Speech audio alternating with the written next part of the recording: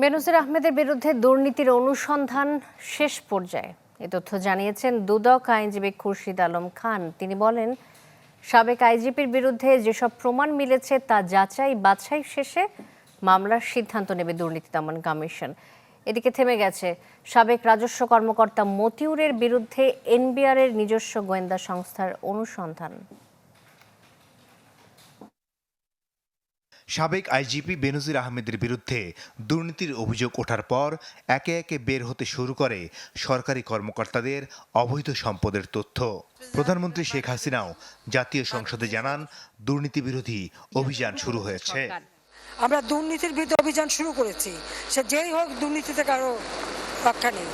তবে জোরে সোরে দুর্নীতির অনুসন্ধান শুরু হলেও অনেক সময় থেমে যায় তদন্ত। তাই সাবেক আইজিপি বেনজির আহমেদের অবৈধ সম্পদের অনুসন্ধান কী অবস্থায় আছে তা জানতে চাইলে দুদক আইনজীবী বলেন, অনুসন্ধান একেবারেই শেষ পর্যায়ে। এখন যাচাই বাছাই শেষে মামলার সিদ্ধান্ত নেবে কমিশন। বেনজির আহমেদের বিরুদ্ধে অনুসন্ধান কার্য দ্রুতগতিতে এগিয়ে চলছে।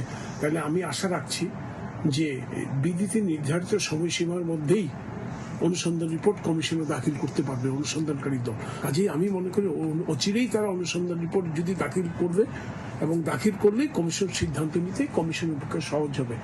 তবে রাজস্ব বোর্ডের কর্মকর্তা মতিউর রহমানের বিরুদ্ধে এনবিআরের অভ্যন্তরীণ গোয়েন্দা সিআইসির অনুসন্ধান থেমে গেছে। যদিও দুদক আইনজীবী বলছেন, মতিউরের বিরুদ্ধেও জোরে সোরে অনুসন্ধান চালাচ্ছে দুর্নীতি দমন কমিশন।